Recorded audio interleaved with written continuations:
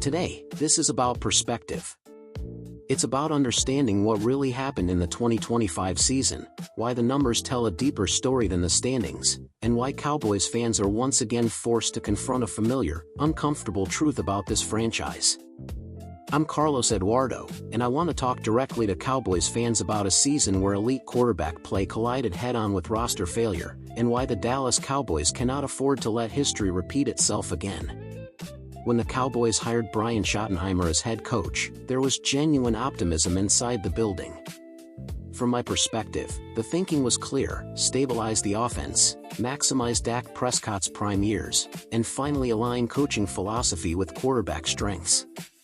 And to be fair, offensively, that vision worked. It worked better than many people want to admit.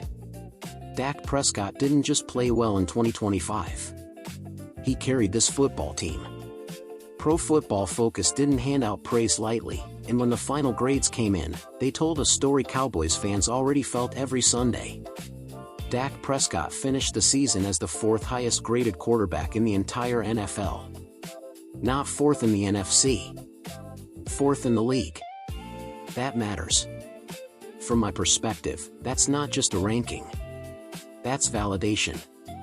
Prescott threw for 4,552 yards. 30 touchdown passes. Only 10 interceptions.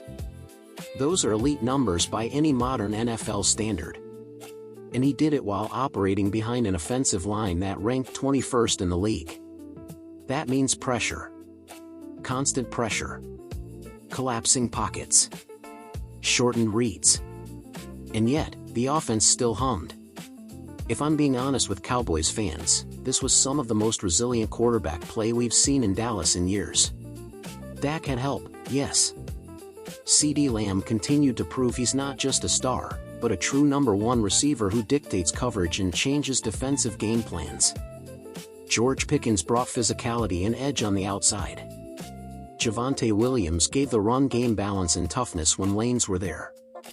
This offense wasn't perfect, but it was functional, dangerous, and capable of winning games. And here's where the conversation turns uncomfortable. Because despite all of that, despite elite quarterback play, despite a productive offense, the Dallas Cowboys underperformed. Why? The answer sits squarely on the other side of the ball.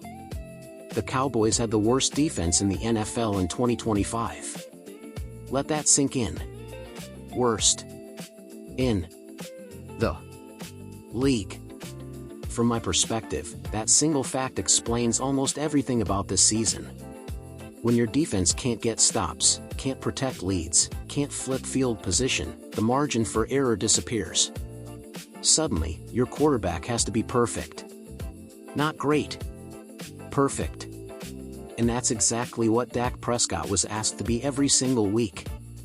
If this sounds familiar to longtime Cowboys fans, that's because we've seen this movie before. I remember it vividly. Late in Tony Romo's career, we watched a quarterback playing high-level football while being let down by roster flaws around him. Poor protection. Defensive breakdowns. Wasted opportunities. Romo had Dez Bryant. He had DeMarco Murray. He had Jason Witten. And yet, the window closed without a Super Bowl appearance because the roster never fully came together at the right time. From my perspective, that comparison isn't dramatic.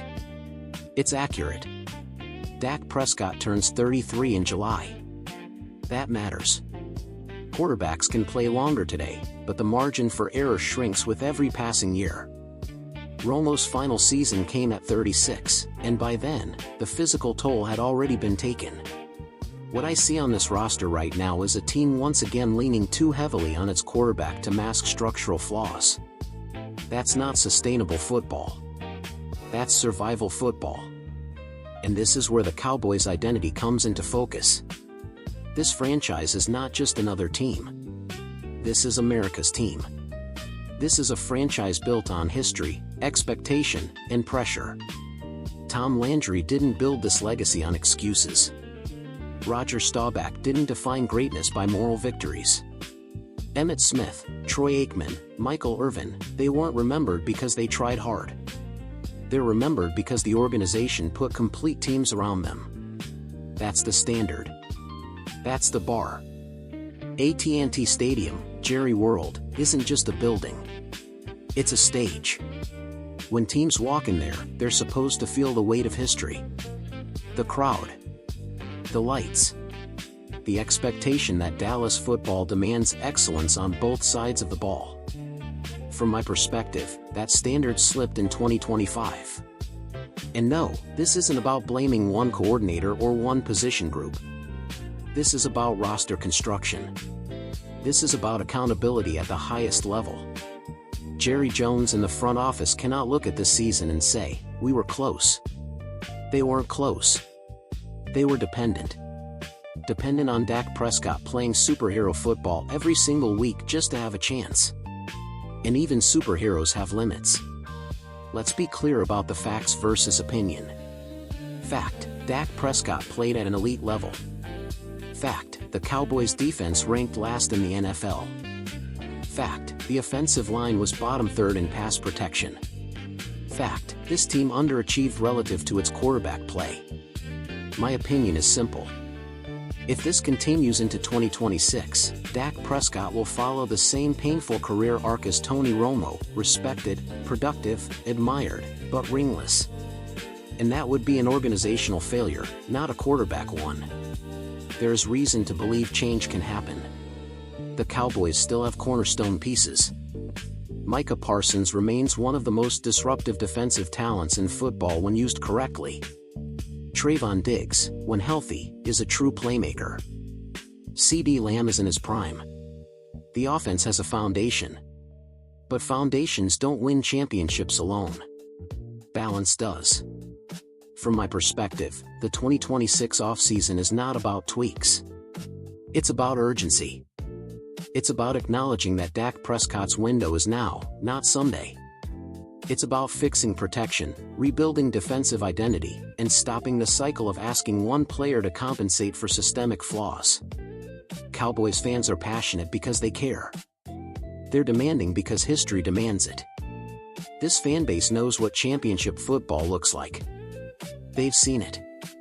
They've lived it. This is Dallas football. This is expectation. This is pressure. And now, the question isn't whether Dak Prescott is good enough. The numbers already answered that. The real question is whether the Dallas Cowboys will finally build a team worthy of the quarterback they have. Because if they don't, the story we're telling today will sound painfully familiar a few years from now. And Cowboys fans deserve better than déjà vu.